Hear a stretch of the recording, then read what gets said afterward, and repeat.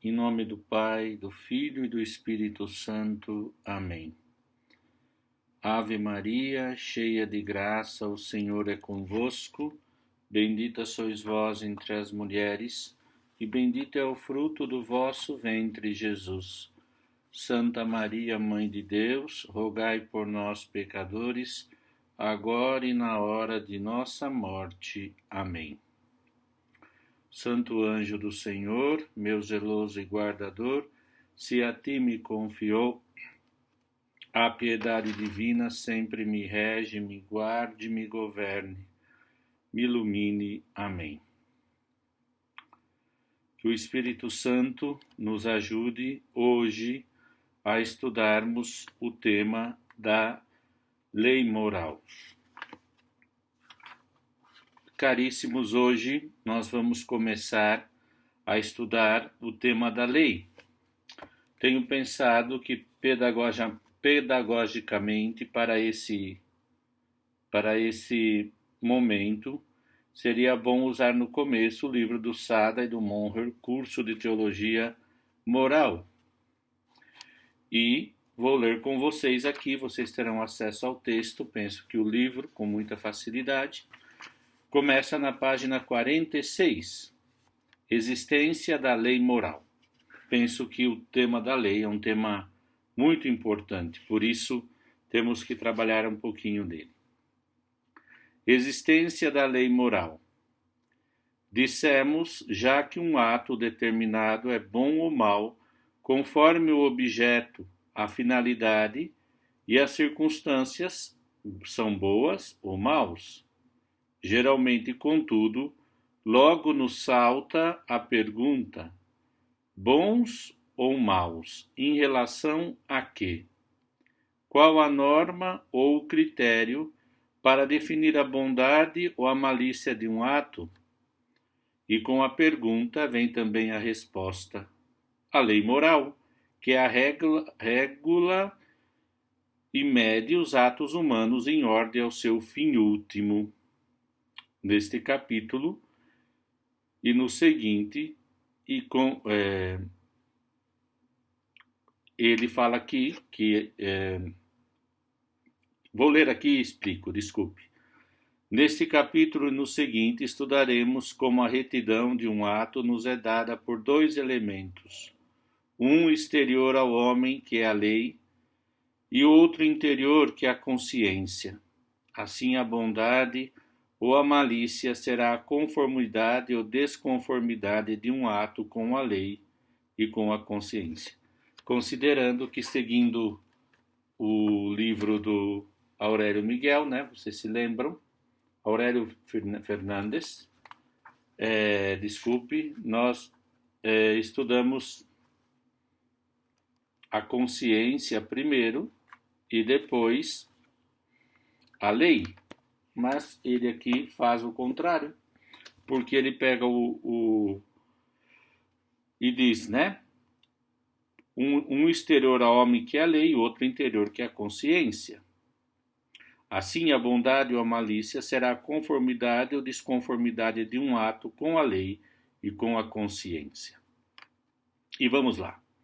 A conformidade ou desconformidade de um ato com a lei moral constitui a bondade ou malícia material, e em relação à consciência, a bondade ou a malícia formal.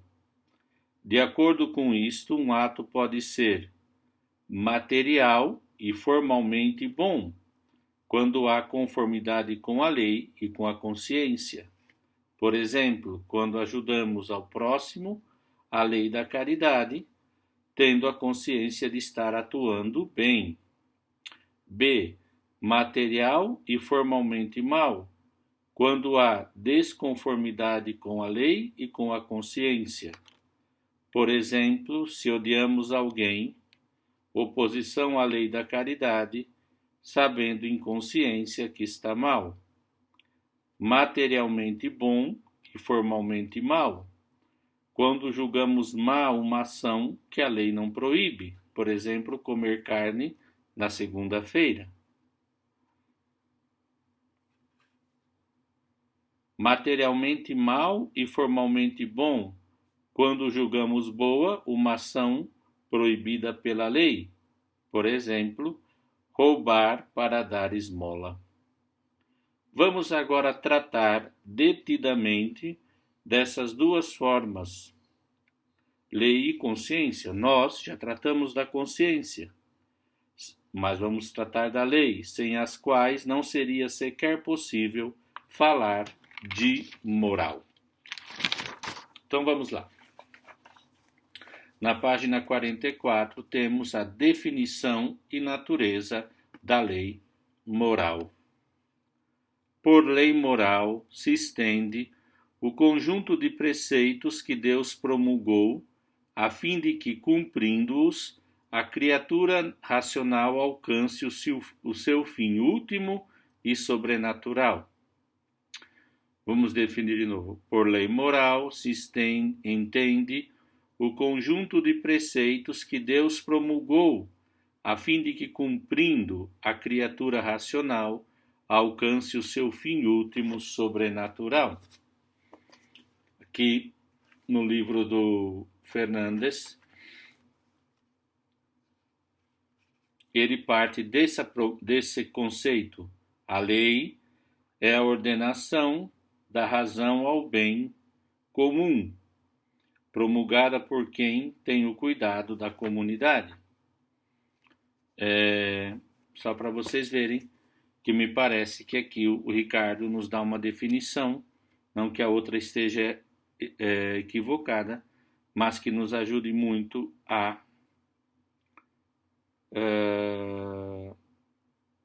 primeiro a entender no conjunto e depois a essa definição de São Tomás de Aquino, que é também citada por o nosso querido autor Aurélio Fernandes. Analisando a definição, encontramos os seguintes elementos. A lei moral é um conjunto de preceitos. Não é somente uma atitude ou uma decisão genérica de agir de acordo com a opção de Cristo, mas sim a decisão de cumprir na prática preceitos concretos, derivados embora do preceito fundamental do amor de Deus. Foi promulgada por Deus. A lei moral é dada ao homem por uma autoridade distinta dele próprio. Não é o homem quem cria a lei moral, mas esta é objetiva e tem Deus por autor. O objeto próprio da lei moral é mostrar ao homem o caminho para atingir o seu fim sobrenatural eterno. Não pretende indicar metas temporais ou finalidades terrenas. É o fim sobrenatural. Já temos estudado também. Uma vez esclarecida a definição, podemos fazer as seguintes considerações. É óbvio que só pode existir um código de moralidade objetivo, cita documento de Puebla, número 355, pois, de contrário, cada homem poderia decidir ou mudar a seu gosto e capricho o que é bom e o que é mal, donde se seguiria que nada em verdade seria bom nem mal, e os elementos poderiam realizar impunemente qualquer ato. Como é lógico, isto acabaria com a vida social e converteria cada indivíduo num pequeno tirano, fonte da sua lei. Se, como alguns pretendem, a lei moral é algo variável, que muda com os tempos, que depende das circunstâncias de cada época, que resulta de um acordo entre os homens, qualquer ato moral que fosse considerado bom em conformidade com os costumes de determinada época, seria tido por lícito. Segundo este relativismo, os atos seriam bons quando fossem considerados bons. Não podemos, contudo, esquecer que há ações que sempre, em toda parte, foram consideradas más pela maioria. Matar o inocente, roubar o alheio, o que significa que se trata de aplicações concretas de princípios gerais que não é possível ignorar. Faz o bem e evita o mal, não faça aos outros o que não queres que te façam a ti. Princípios que estão na base e são de origem de toda a moralidade e são anteriores ao consenso dos homens, isto é, procedem de uma norma prévia que Deus escreveu no interior de cada homem. Bastam as forças da razão e os testemunhos nesse sentido poderiam multiplicar-se, para que o homem comprove também que a origem dessa lei moral está em Deus, autor da natureza, e que, por outro lado, ela é acessível à sua razão. Assim, se explicam aquelas palavras de Platão contra os sofistas que defendiam que a ética e a lei dependem da mera convenção entre os homens. Deus é para nós principalmente a medida de todas as coisas, muito mais do que seria, como alguns dizem, o homem. O fato em si de alguns ou muitos homens, numa ou outra época, não atuarem assim, não quer dizer que a moral careça de regra, de norma ou lei objetiva, porque a maior parte dos que assim atuam sabem que estão atuando mal, porque poderia dar-se o caso de indivíduos ou grupos moralmente degenerados. Bom, aqui tem uma definição e a natureza dessa lei natural. A lei moral, no página 45, 3.1.2, a lei moral é exclusiva da criatura racional. O homem, quando analisa com a sua razão a sua própria natureza e descobre esses princípios gerais que lhe regem a vida moral, fica também a saber que tais princípios são próprios apenas dele, que o distinguem claramente das outras criaturas, e que, portanto, a lei moral só pode ter origem na própria natureza racional. Ponto A. A lei moral não surge no mundo físico inanimado, pois está completamente sujeito à necessidade física e nele não há liberdade. A lei moral tampouco se encontra no mundo animal racional, porque os animais não são nem bons nem maus, atuam naturalmente por instintos. A lei moral só se revela na criatura racional, quando havemos dotado de inteligência e de vontade livre. Pela lei moral, ela sabe que nem tudo que fisicamente se pode fazer se deve fazer. Os preceitos que integram a lei moral contêm-se na lei eterna, na lei natural, na lei positiva e nas leis humanas, a eclesiástica e a civil. Antes de estudarmos cada uma delas, trataremos brevemente de conceitos gerais acerca da lei. Definição e divisão da lei. A lei, diz São Tomás de Aquino, numa definição clássica. Vamos lá agora a aquela definição muito parecida à genérica dada pelo Aurélio Fernandes. A lei é a ordenação da razão dirigida ao bem comum, promulgada por quem tem autoridade. São Tomás de Aquino, essa definição da Suma. Analisando, encontramos elementos dessa definição. Ordenação tem força obrigatória, da razão, não é fruto do capricho. Página 46. Dirigida ao bem comum, não ao bem particular. Promulgada para ter a força obrigatória por quem tem autoridade, não por um qualquer. Para que a lei obrigue os homens, tem de reunir algumas condições em concreto. Deve ser possível, física e moralmente, para o comum dos súditos, honesta, sem oposição alguma às normas superiores, e, em última análise, concorde com a lei divina. Útil para o bem comum, embora possa prejudicar alguns particulares. Justa, conforme com a justiça comutativa e distributiva. Depois nós vemos aqui promulgada. Tem de chegar ao conhecimento de todos e de cada um dos súditos.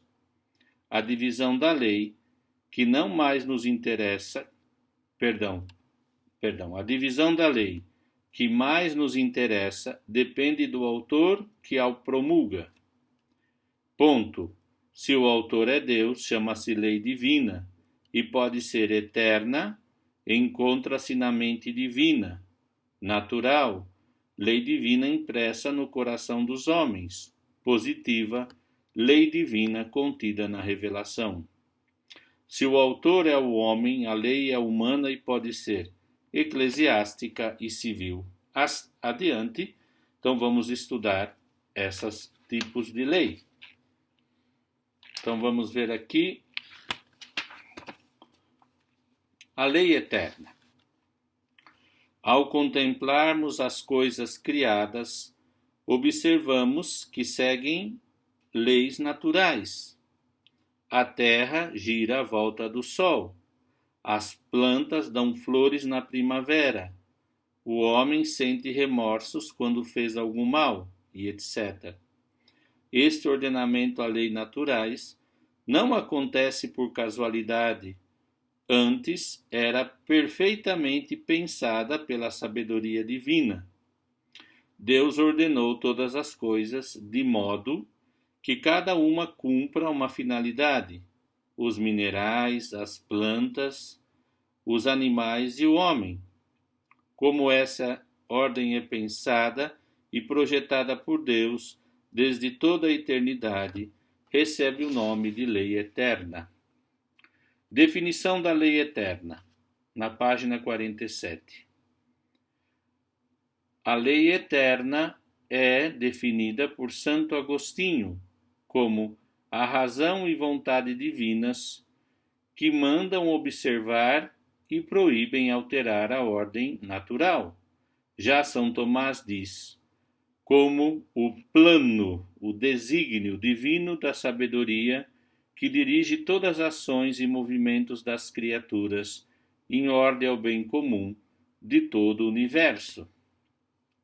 Eterna, porque é anterior à criação. Lei, porque é a ordenação normativa que a inteligência divina faz para o reto ser e operar de tudo o que existe. Quando explica a definição dada, São Tomás de Aquino diz que, assim como na mente do pintor preexistia o esboço, o rascunho, que depois vai plasmar na pintura, assim, no entendimento divino, preexiste desde toda a eternidade o plano que dirigirá todas as ações e movimentos das suas criaturas até o fim do mundo. Esse plano é a lei eterna. É razoável pensar que Deus dirige as suas criaturas a um fim e que, além disso, as guia de maneira concorde com a sua própria natureza. Assim, os seres inanimados são dirigidos por leis físicas, com necessidade fundamental e iniludível. Os animais irracionais pelas leis dos instintos, também com necessidade fundamental e iniludível. O homem pela intimação de uma norma, que, brilhando na sua razão e vinculando a sua vontade, o conduz pela via que lhe é própria.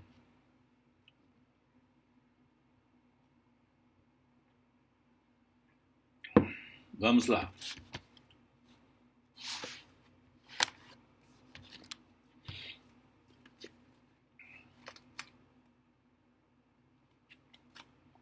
Só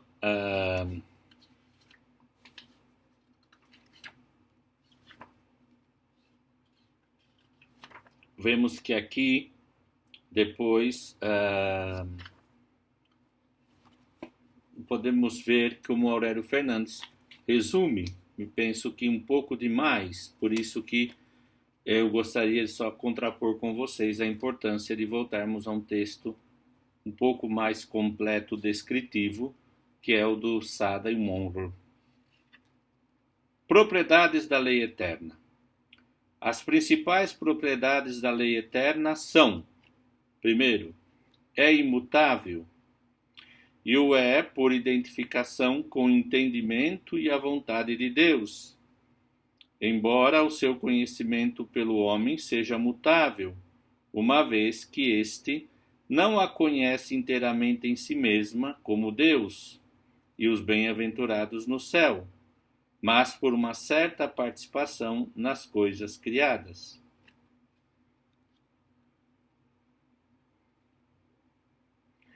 É a norma suprema de toda a moralidade e, consequentemente, todas as restantes leis serão leis na medida em que a reflitam fielmente, ou seja, nenhuma outra lei pode ser justa ou racional se não se conformar com a lei eterna.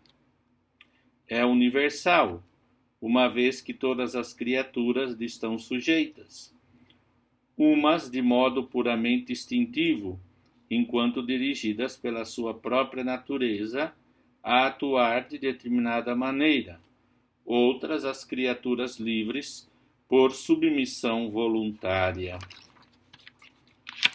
Então aqui está a lei natural.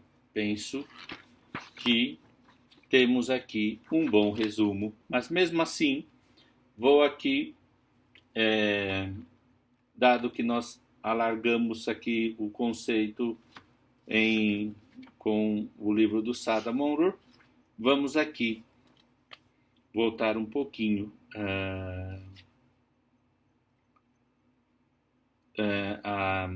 ao Aurélio.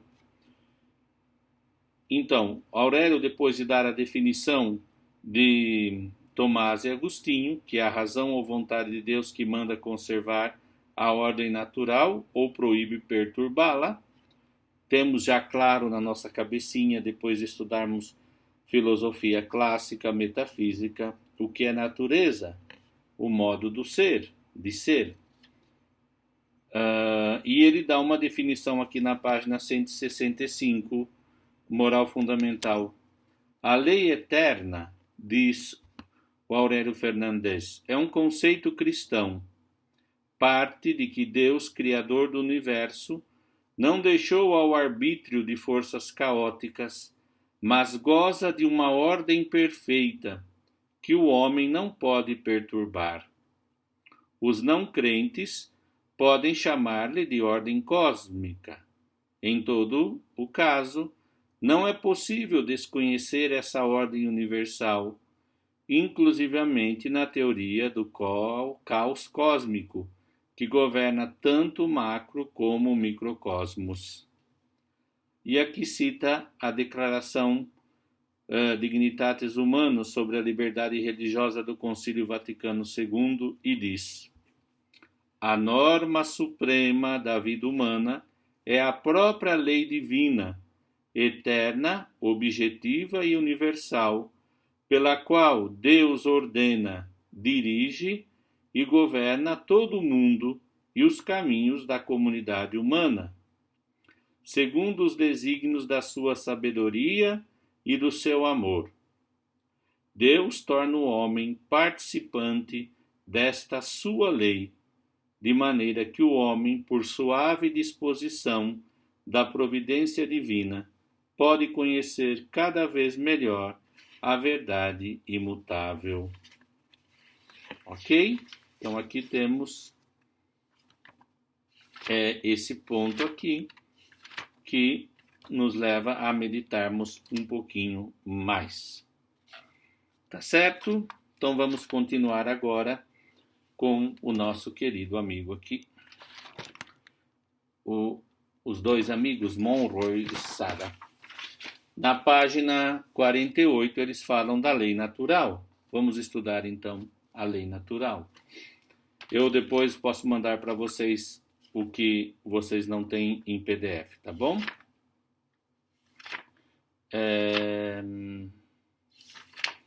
Bom, aqui eu acho que já esgotei esse assunto e vamos lá.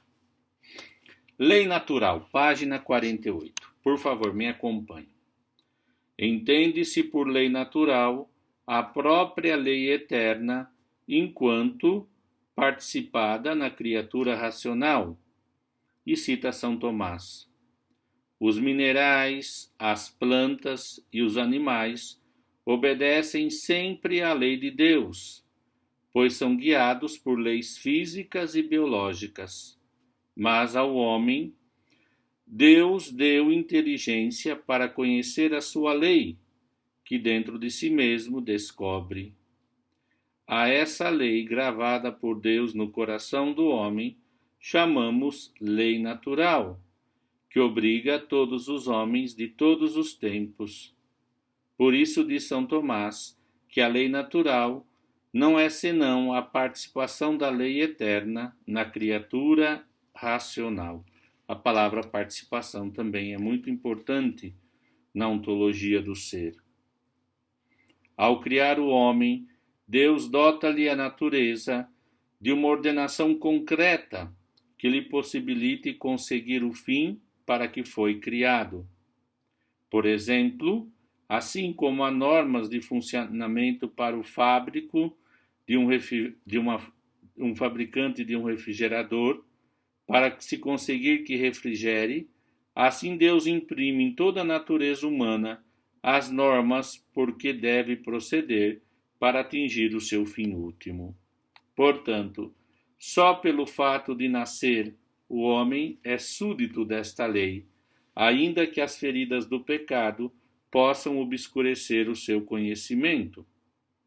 Por exemplo, povos atrasados que permitem a poligamia, sacrifícios humanos e etc. Na sua epístola aos Romanos, fala São Paulo com toda a clareza da lei natural.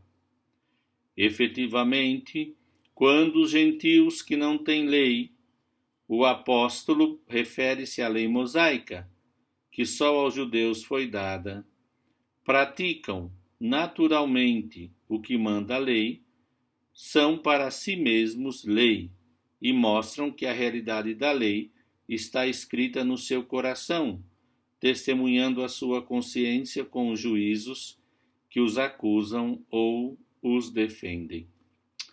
Vamos agora, conteúdo da lei natural.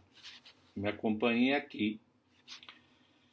Debaixo do âmbito da lei natural, recai tudo o que é necessário para conservar a ordem natural das coisas estabelecidas por Deus e que pode ser conhecida pela razão natural, independentemente de toda e qualquer lei positiva. Quer dizer, a lei natural abrange todas aquelas normas de moralidade tão claras e elementares que todos os homens podem conhecê-las só com a sua razão. No entanto, apesar da sua simplicidade, podemos distinguir na lei natural 3 graus ou categorias de preceitos. Vamos lá. Atentos em o que contém a lei natural, que está escrita na mente, no ser, no coração do homem.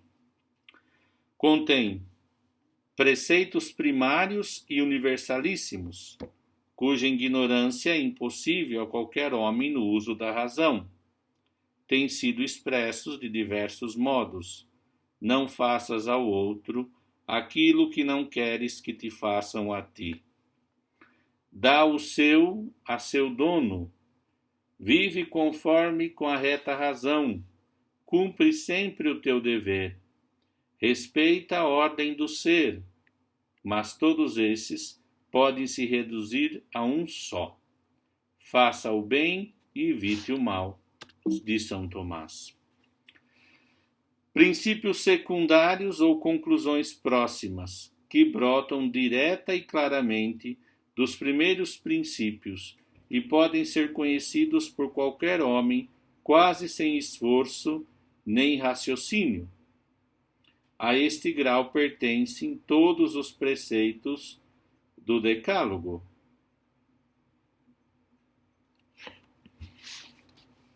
Conclusões remotas que deduzem dos princípios primários e secundários mediante um raciocínio mais elaborado. Por exemplo, a indissolubilidade do matrimônio, a ilicitude da vingança. Penso que nós fizemos 30 minutos de aula. Vamos parar para que o conteúdo da lei natural é um tema muito importante e temos que ir alargando. Vou deixar para vocês um exercício depois e na seguinte gravação continuamos. Então nós estudamos a lei eterna e a primeira parte da lei natural. Vamos estudar, gente, esses temas são muito importantes, tá bom?